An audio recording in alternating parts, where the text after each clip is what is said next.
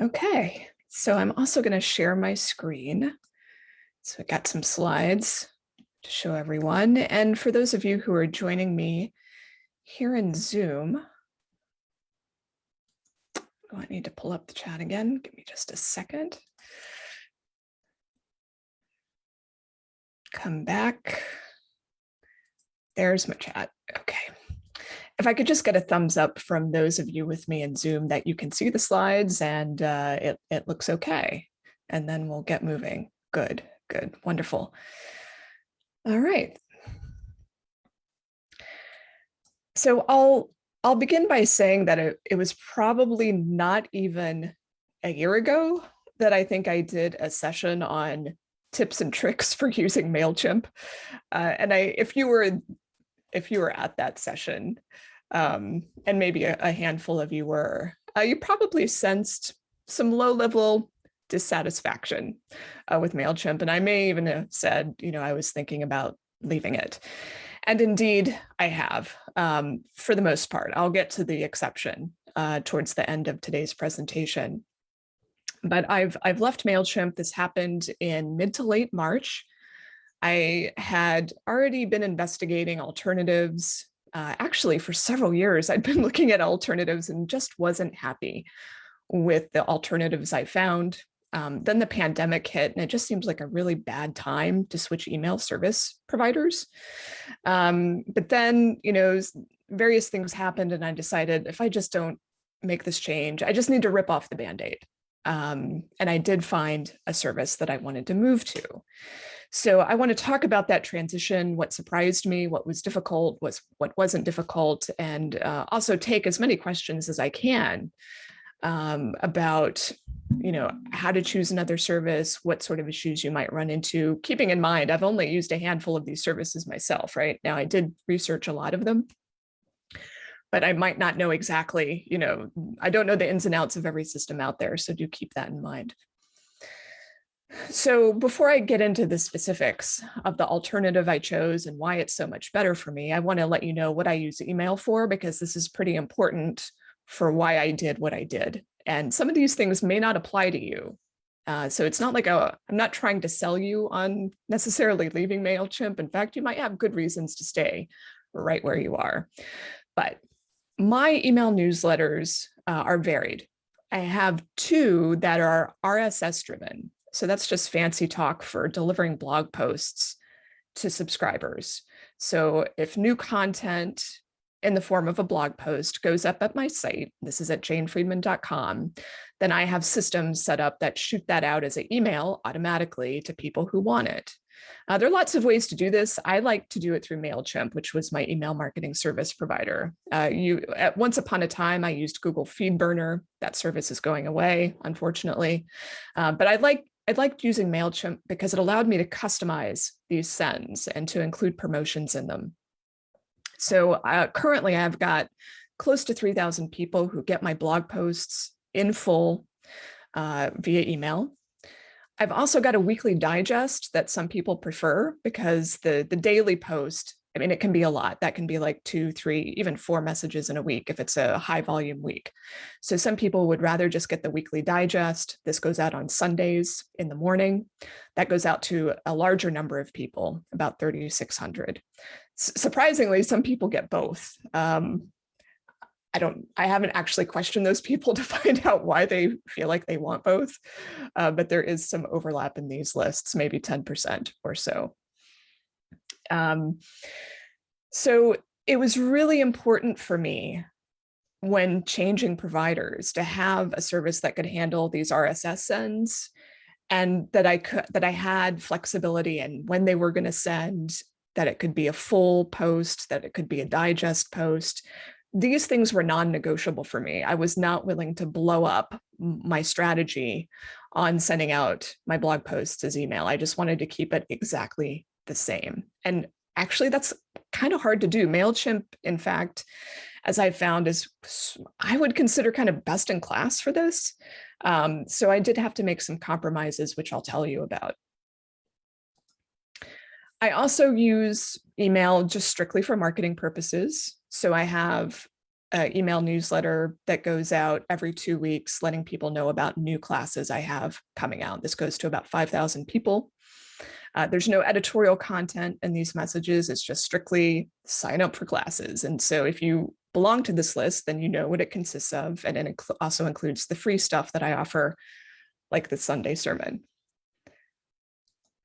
And then the big kahuna is Electric Speed. So this is the newsletter that started it all back in roughly 2009. I didn't start using Mailchimp. I used a really cheap option that I won't get into because it's no longer available. But this goes out every 2 weeks, currently to 37,000 people. I've been sending it pretty religiously now. I can't remember when I got really disciplined about it, but it's been 3, 4, maybe even 5 years at this point. So this is also a really critical piece of what I do. Fortunately, this piece is not hard to pull off, no matter what email service provider you go to. So just about any service that I was going to transition to was going to be able to support this sort of send. All right, so here are just a few of the reasons that I started to become dissatisfied with Mailchimp. First, I felt like I was getting overcharged because there were people who subscribed to several of those newsletters.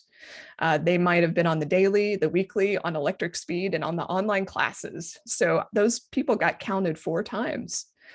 So you can imagine, it's just kind of aggravating to be charged overly in that way. And this is a well-known pitfall of Mailchimp, that you get charged twice for people who belong to multiple lists. Certainly there are creative ways around this, but I felt like I shouldn't have to be creative. They just shouldn't be charging me. They also have like different statuses for various email subscribers. Like some people are archived and still count towards the amount you pay for, others aren't. It just gets really confusing. And I feel like it only benefits them. It doesn't benefit the customer, just so it feels like they're extorting more money out of the confusion. It's also, I found, really hard to clean your list. So the Electric Speed list, which, as I said, it's been sending since 2009, some of those email addresses have been around 7, 8, 9 years. Some of the people have really actually been with me for that long. Others, stopped opening a long time ago, but it was really hard to clean the list in a way that wasn't getting rid of the good with the bad. Mailchimp is just really challenged in this way. And again, to me, it felt like they don't want you to be able to clean your list. They would rather have you paying for these people who aren't opening. They just make it really difficult to identify who the people are that need to go. Now, they do have this star rating where they talk about engagement, like it's, I think, on a 5-star system. But I found a lot of the people that they ranked as 2-star or 3-star were still opening and clicking the messages within a reasonable time frame. So I couldn't just get rid of people based on their proprietary rating system into which I had no insight. So this was another frustration. And I don't think people realize that when you have this huge mass of people who aren't engaged with your list, who aren't opening, who aren't clicking, this actually affects your deliverability and how various services will look at your email sends. So you develop a domain reputation. Your emails develop a reputation in Gmail or at AOL or whomever is receiving these messages. So you want to have an engaged list because it's going to ensure that people actually see your messages. The other thing was that Mailchimp just kept getting more and more expensive. They've sort of been pivoting to being almost a customer relation management system. They're introducing all sorts of e-commerce capabilities. They were really getting away from the core business of just sending email. And this was also frustrating to me because all of the things that they were adding did not benefit me.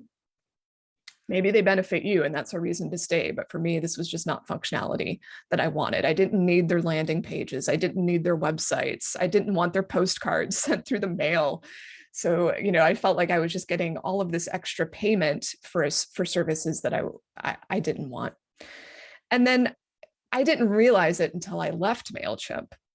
But the interface, looking back, is just, I think, how did I refer to it in a, remember it was like a Candyland. That was the metaphor I used. It was like playing Candyland. Now the monkey chimp thing plays a little bit into that, but it just wasn't business streamlined. Like I couldn't. It's not that I found that the drag and drop email builder was bad. I think that actually was one of the reasons I stayed with it so long, because it was so easy to build a good looking email. That's one of its strengths. But as far as like looking at your business from an email perspective, like what's your list look like? How are people coming on? How are they dropping off? What are they purchasing? It was really hard to get those insights at a glance from the Mailchimp dashboard. And so I didn't realize how bad that was until I left. Okay. So I ended up moving to ActiveCampaign. Now, this is not a service I'm suggesting you move to. Everyone's going to have to make their own decision here, and I will discuss the most popular alternatives towards the end of my session here. Again, not trying to sell you on this, but for me, for the size of my list, this was the right choice. So from the top, one email address is one contact as far as billing and payment purposes. So even if I have one person getting 5 different messages, or they're on 5 different lists, they're only counted once. I'm not charged for people who are inactive, and it's really easy to see who's active and who's not. There aren't multiple varieties of someone active or inactive. It's black and white. I really like that. They also have some really light e-commerce tracking and CRM that actually fits my needs. And I'm going to show you what that looks like in a second. They have very easy, logical tagging and automations. You're also going to see that in a second. That's really useful for me in my business, especially when I have people who buy multiple things from me. They might be a consulting client. They might take a class. So it helps me better see what people are doing in the Jane Friedman media empire. And best of all, I'm ultimately paying the same as I did for Mailchimp. And it's a much more robust service that I actually enjoy logging into. I used to avidly avoid looking at Mailchimp because it just, I just felt like it took 50 clicks to get anywhere. And I never got the information I wanted. Whereas with ActiveCampaign, it's like, I like looking at it. I click on it multiple times a day. I'm probably wasting time looking at it because it's more engaging. All right, so I want to show you a couple screen captures so you get a sense of what I see when I'm in ActiveCampaign. I'm showing you right now a record for one subscriber. I've taken out that person's email address for privacy purposes. But what you're seeing here is first, a general detail record tells me that I consulted with this person on February 4th of this year. That's grabbed in from I use a booking system called Acuity. So I've linked ActiveCampaign and my Acuity scheduling system. So it just sucks in the fact that I consulted with this person on this date. Really useful. I've also got a couple fields in there that are particular to some online classes I run, a query letter class, and also RCP student. I'm not going to explain what that is. It's just for internal use, but it helps me understand, has this person taken these classes? And then I've got tags related to webinars and sermons. So it helps me see what this person's interested in, what they've attended, and then what lists they're on. And you can see they're on all of my lists, including my paid newsletter hot sheet. They're not on my blog list though. So that's what the little green check marks show, that they're an active subscriber to those lists. And then I have yet another window under that tells me, since this person is a hot sheet subscriber, my paid newsletter tells me when they started in on that subscription and that they're currently active. And then on the right-hand side, you see a timeline, like a news feed of that person's recent activities, what did they click on, and so on. So, this is a lot of data. I can segment the emails I send based on the information in people's records so that I'm only emailing them about things that they actually want to know about, in addition to, of course, any lists they've subscribed to. So that's what's meant in some regard by CRM, customer relationship management system. I see this as kind of a light CRM because all I have to do is I go to ActiveCampaign. If I've got an email from someone, a customer service email, if someone's asking a question, I'm like, what's my history with this person? I just put their email into ActiveCampaign and I get the history of my work with them rather than having to dig through emails in my email software.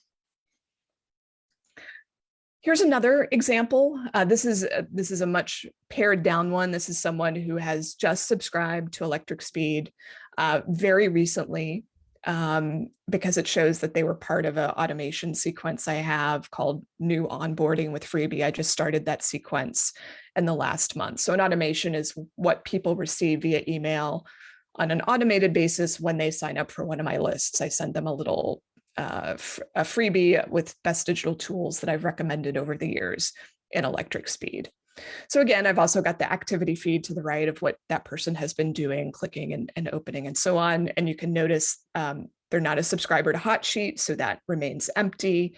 And then you also got a little window here into Mailchimp data. So when I made the big migration over from Mailchimp to ActiveCampaign, I did migrate over the Mailchimp data available to me. And so if that person was on a Mailchimp list, I've got that data sitting there for reference. But this person is new. They joined Electric Speed after I made the transition to ActiveCampaign. And then finally, if you were to scroll down the customer record, you would also see if they had made some sort of a purchase. So I use Square. I also use other payment processors, but Square has the best integration with ActiveCampaign in the sense of it can track products. It will show me the products people have ordered. It will show me the total revenue. It's very, very powerful. It can link up too with PayPal and Stripe, but it's really powerful with Square because Square, has these product records, which can be reflected in ActiveCampaign. So I also get this dollar figure if the person has made purchases linked to Square. All right, so let me talk about that's the good news. Some of the headaches I ran into, despite having assistance. So my size. My list size is significant enough, 50,000, that they did some of the heavy lifting of migrating me over from Mailchimp to their platform. So they brought over my lists for me. They recreated my templates from scratch. And they did some other, some of that back house admin stuff that needed to be set up for me to be up and running. So that was super cool and helpful. Saved me some time, but it didn't mean that I could just start sending right away. I had to double check the work. I had to make some pretty important decisions about how I was going to use ActiveCampaign because it is different from Mailchimp. So what I learned is something I've already told you. Mailchimp's RSS service is just very robust and flexible. And I knew going in that no one was really going to match them on that. But still, there are just some things I cannot do in ActiveCampaign with RSS-based emails. They just don't look quite as pretty. They're not quite as dynamic, but they get the job done. So it's good enough, but not as good as Mailchimp. It's also been more difficult for me to customize the sign-up forms. They're just not quite as nice looking. And part of this is my limitations of doing HTML design and having some more integrated sign-up forms on my site, but I'm going to show you my workaround for that. And then, there's a lot of decisions to make in ActiveCampaign, and I'm sure this is true of many other services, of how you want to handle lists and segmentation. So I went back and forth multiple times about, should I keep people in a list? Should I use it on a tag basis? Should I have custom fields?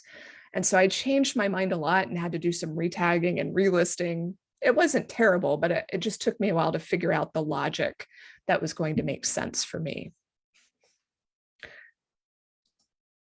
So I mentioned the sign-up forms, they're fine. It's not as streamlined as Mailchimp, let's say. it's not as inviting for someone who maybe doesn't have the best tech skills or web development or web designer people, which I don't. I'm my web designer. So I use a tool called MailMunch. I've used it for many years now. And thankfully, this is the tool that I use for the most part for new signups onto my email newsletter, Electric Speed, the online classes.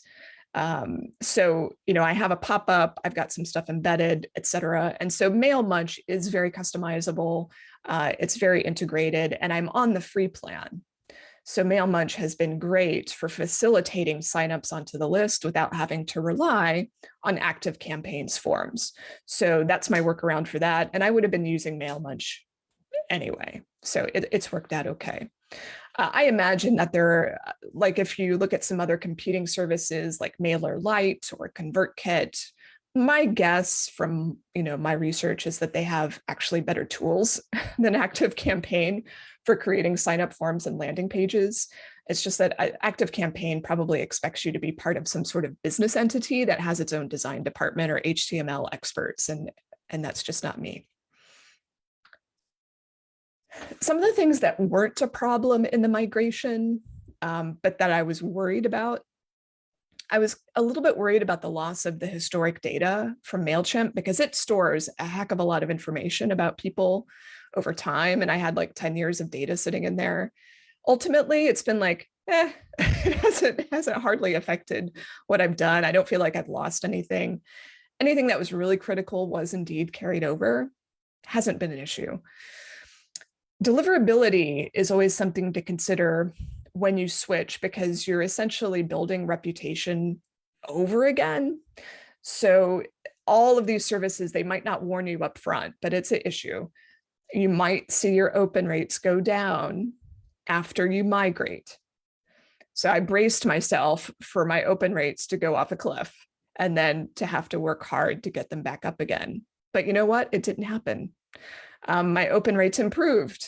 And I think it just goes to show that Mailchimp, it was time to leave it a long time ago.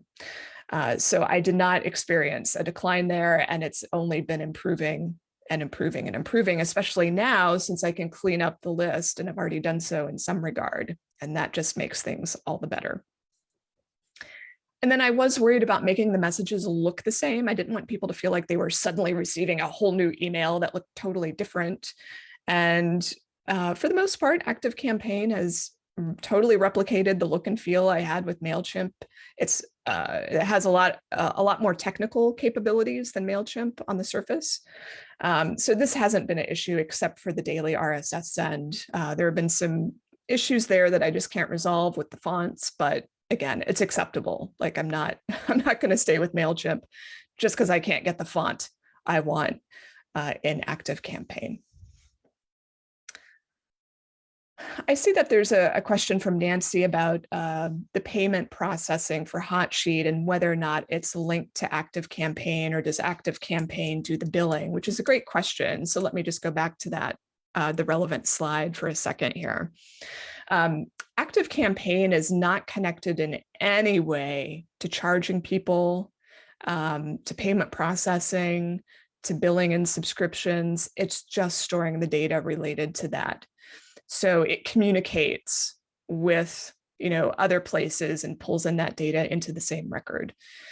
For my Hotsheet billing and subscriptions, that is all facilitated through a service called ChargeBee, which is basically a really heavy powered system for running subscription billing. It's too heavyweight probably for anyone attending today. I ended up using it. I started using it in 2015. It has since grown and become, again, a heavyweight tool for businesses. So I can't recommend going out there and using it. It'll be way too expensive, but I'm grandfathered in onto a legacy plan, which is great for my needs. And so that's what helps run the subscription plans for Hotsheet. So thank you for that question, Nancy. And going back to where the big question for those of you who are considering leaving Mailchimp, if you are on the free plan currently, maybe you don't need to leave it yet. And the free plan goes up, I think, still to 2,000 contacts, keeping in mind that they count some people twice, depending on how you've got it set up.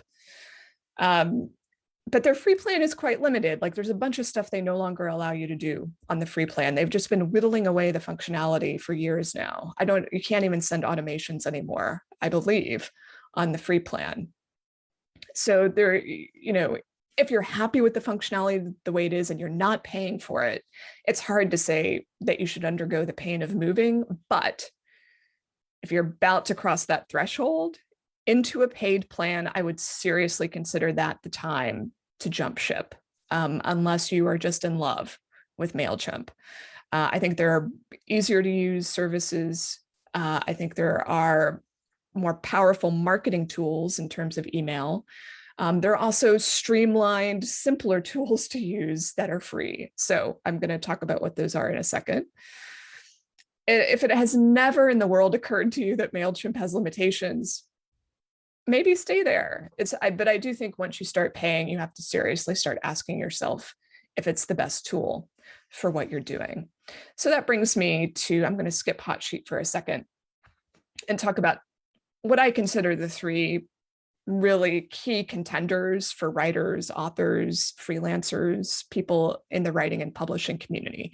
Substack. It's hard not to talk about Substack because so many people are now making money off of Substack newsletters. And so Substack is free to use. You can send out a free newsletter from Substack just as you can from Mailchimp, but the design capability is like non-existent. I mean, you're really, really streamlined into just one sort of look. But, for a lot of people, they don't need the bells and whistles of a drag and drop editor. They're not including images really, or they don't have a magazine feel to what they're sending. And Substack works great. If you want to focus on writing and people just reading what you write, Substack is awesome.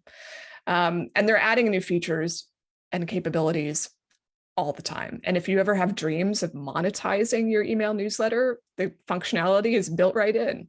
So it's a great tool. And there are also competitors if you wanted to look at competitors. So like Twitter bought one of the key competitors review, which is really more for small business, but you could take a look at it. I know I have colleagues who use it as individuals. The other competitor to Mailchimp, which is very popular for writers, is MailerLite. I believe their free plan goes up to 1,000 contacts. If I've gotten that wrong, someone correct me. But I think for some folks, MailerLite makes more sense to them. It's cheaper and it's hard to beat that. I know there have been some deliverability issues, maybe some downtime with MailerLite in the past, and I only know that because I see David Gogrin complaining about when MailerLite has a hiccup because he uses MailerLite. So just understand that there might be little blips along the way, but generally I think people are pretty happy with it. And then if I were a really hard-nosed marketer or entrepreneurial writer, if I were planning to sell lots of things in the future, products, courses, consulting and coaching, et cetera, I think ConvertKit is probably what you should seriously look at. It has really powerful marketing segmentation. The tagging that you saw that I used with ActiveCampaign it can be done in ConvertKit in a really sophisticated way. You can put people into automations and just, based on what people click in an email, they can go into automation and automatically get tagged. So super powerful. It's not cheap though. So you are going to pay for that extra power, but you should make up for it in marketing prowess, one hopes. Now, I did say there was an exception to the rule here of, let me go back to my departure from Mailchimp, and that's with Hotsheet. I am still sending Hotsheet out of Mailchimp. I am on a paid plan in Mailchimp for this. I think it's maybe $50 a month, which allows me to send automated sequences.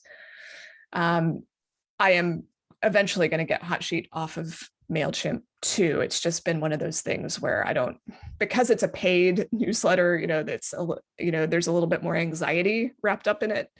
But ActiveCampaign does interface with Chargebee. So I mentioned earlier that I use Chargebee as the system for facilitating paid subscriptions.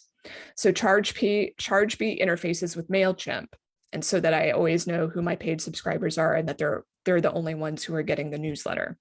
So ActiveCampaign also integrates with ChargeBee, and that's one of the other important reasons that I chose it, so that I would be able to make that transition when I felt ready to do so. Bonus is that there's some tools out there that will allow me to have two-way communication between ChargeBee and ActiveCampaign, which currently is not possible with Mailchimp and ChargeBee. So that's really getting into the weeds. So I won't go any further into that, but it's going to be much more powerful once I do get it hooked up, and it's pretty exciting. All right. So I'm going to just keep everything on this slide for a second as I go ahead and look at the chat and consider the questions that may have come through while I was talking. And then you're also welcome to use the Q&A box if you have questions. Sonia asks, would it have been possible to switch to MailMunch since you already use it? To be honest, I haven't looked at MailMunch that closely as a service that actually sends the emails, although I realize that's possible. It just never occurred to me to use it for that. If it looks like it suits your needs, I mean, why not? I'm not against it, but I haven't researched it enough to say use it or don't use it. Anita asks if I know of a service other than Mailchimp that's free if you have a small list. MailerLite is free up to 1,000 names. Again, someone correct me if I'm wrong. ConvertKit does have a free plan. I don't remember how many contacts it goes up to, maybe 500, 1,000 max. And Substack is free no matter how many names you have. But if you start charging, they're going to take a cut of those fees. I want to say it's 10% currently. I see Nancy mentioning that Mailchimp's pricing structure is super confusing and inconsistent, and I could not agree more. Although I have to give them kudos that during the pandemic, I was able to get some relief from them on the pricing. So they were trying to be helpful to small businesses. But yeah, as soon as that relief pricing went away, like I was then moved up into an even more expensive tier. So yeah, it's not a lot of fun. It's not particularly transparent. Let's see.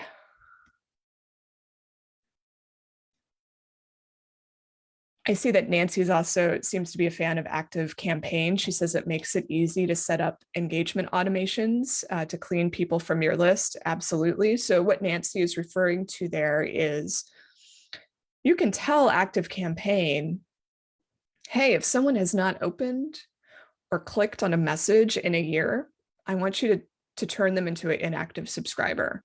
And so you don't even have to go in and remember to clean your list or, to do any of these things that ensures your list stays engaged. You can just give it marching orders to keep things that way based on criteria that you set. And, I think it's such a breath of fresh air when you compare it to Mailchimp, because there's just nothing in Mailchimp, at least on the plans I was on, that would allow you to do that, which really seems horrible. If they want you to do good email, keeping that sort of a clean list can be quite important.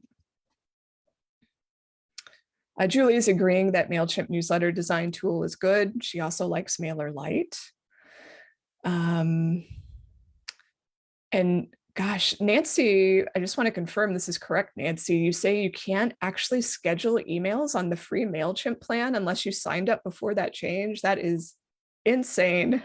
It just gets worse and worse, doesn't it? So for me, that's just such a good reason to ditch them, because I feel like they've gone back on, I don't know, just so much goodwill and promises they made about the forever free plan, and it just gets cut back and cut back and cut back. Compare that to something like ChargeBee, which again, ChargeBee is only for a really super small group of people, probably no one who's listening. But ChargeBee, I mentioned I got onto their system in 2015. It's now been 6 years ago. And I'm on a legacy plan that's $79 a month, super cheap. They don't take a cut of my proceeds. I just pay a flat rate. They have never, ever threatened me or taken away functionality or done anything that would say, you better upgrade to our new $250 a month plan, which is what that's like, I think about as low as you can go at this point. And in fact, I've read the CEO discussing how they don't want to lose the people who are with them in the early days. They're not going to screw over the early loyal customers. So I have a lot of respect for that. And I feel like there's something going on at Mailchimp where they've decided that's not their business anymore, to offer that free plan. And okay, but just, it feels like, death by 1,000 cuts, it's like, just make a decision and stick with it rather than increasingly taking away things from people. Okay, I need to get off my soapbox on that. And Nancy is also recommending MailerLite as a great alternative to the free Mailchimp. And there are many features available on the free plan. So for those of you who are frustrated with those limitations, I think Nancy's indicating that MailerLite might be the place to go to. Although Sonia mentions that she found MailerLite to not be very helpful when she needed questions answered. I will mention that I have never experienced great customer service on really any of these platforms. I mean, ActiveCampaign was good with the migration. They were very attentive. They answered my initial questions very promptly. But, eventually, these places leave you feeling a little cold unless your problem is really easy to remedy. You're kind of on your own. So I don't necessarily penalize anyone on that piece because I know it's hard. It's unusual to find a company who's doing a terrific job. Let's see.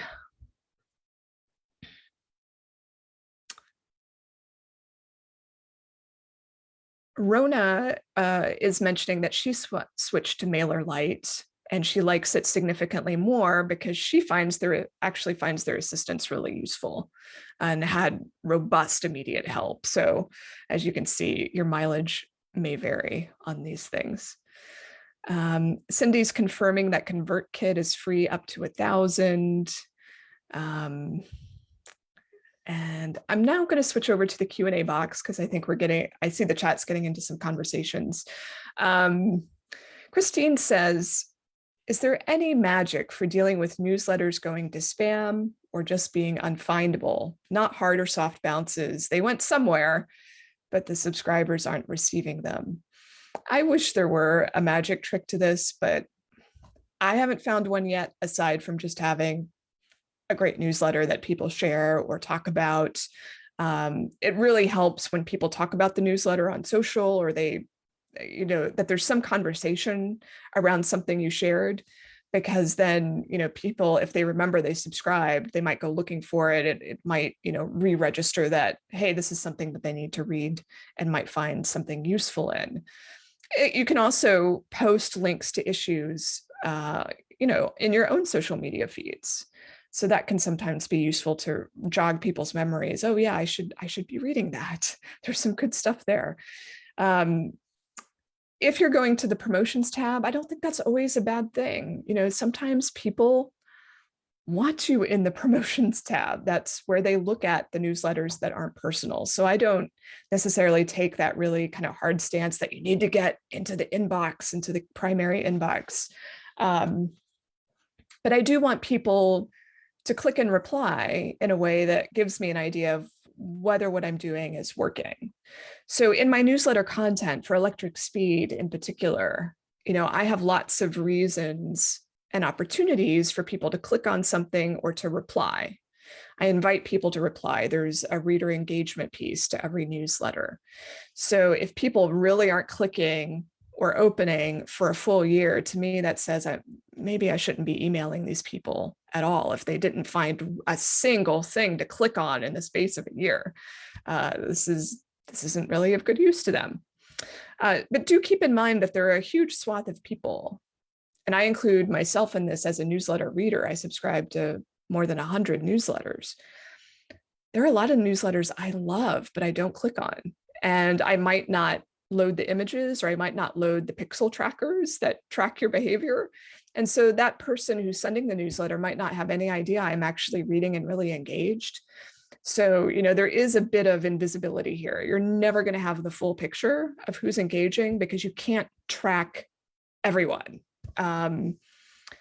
So, your numbers are always going to be a little bit better, or your engagement's always going to be a little bit better than what the statistics say as far as open rate. Donna asks, if you're just starting out, what would I recommend? If you are looking at just very traditional email newsletter marketing, MailerLite is probably, I think, the classic choice at the moment for most writers or authors. If you're more of a freelancer, if you're thinking about paid newsletters in the future, Substack might be better for you. ConvertKit, I would lean toward if you already feel like you're an entrepreneur, but that doesn't describe most people I know starting out. They're usually a little more writerly focused. So each of these services has a different flavor to it. So ConvertKit is very entrepreneurial, marketing oriented. I think MailerLite is just about, I want to send a good newsletter. And then Substack is the cool kid on the block. And it's more about writing rather than marketing. Ginger asks if I use a separate CRM or does ActiveCampaign do the job?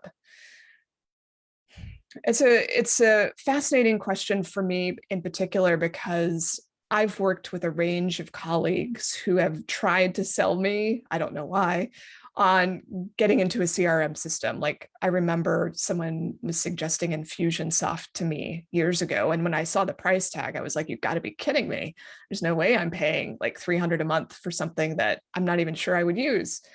So it's not, I've never considered buying into a CRM because I don't see my business as that marketing oriented. Like, it's not that critical to me. And ActiveCampaign at this point serves the role of being able to look at one person's engagement with me in a lot of different sectors. So I did run into the problem of not knowing if this person, were they a hot sheet subscriber? Had they been a client? Which classes had they taken?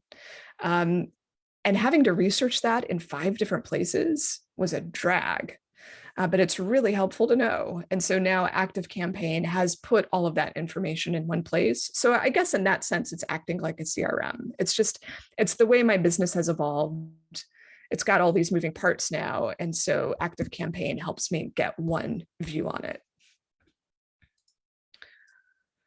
Mary says, what was it about Constant Contact that it wasn't considered?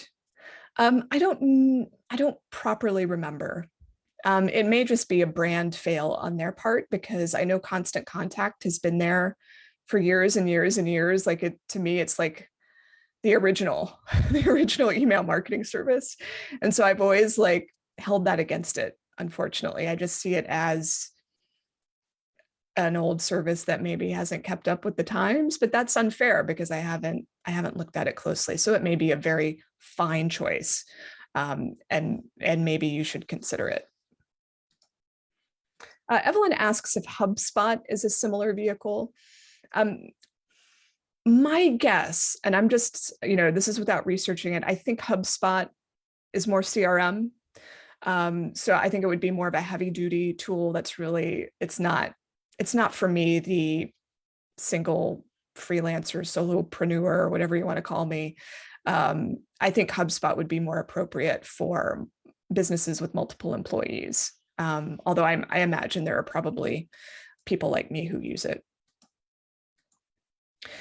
Julie says, I use Mailchimp for my nonfiction using an Outlook email address, and I haven't had deliverability issues as far as I know. My read rates are above average. However, MailerLite, which I use for my fiction, won't accept this and made me create an email through my website. Does it really make a difference? Well, it's hard for me to say because I've always used my own domain name, janefriedman.com, for sending my marketing emails. I've never used like a Gmail or an Outlook or an AOL. But everything I read on the topic indicates it does make a difference. Your domain authority makes a difference. But the truth is in your open rates, or your click rates. So if you feel like you're getting the same performance either way, it's hard for me to argue, but conventional wisdom is that, using your own domain email should get you better results.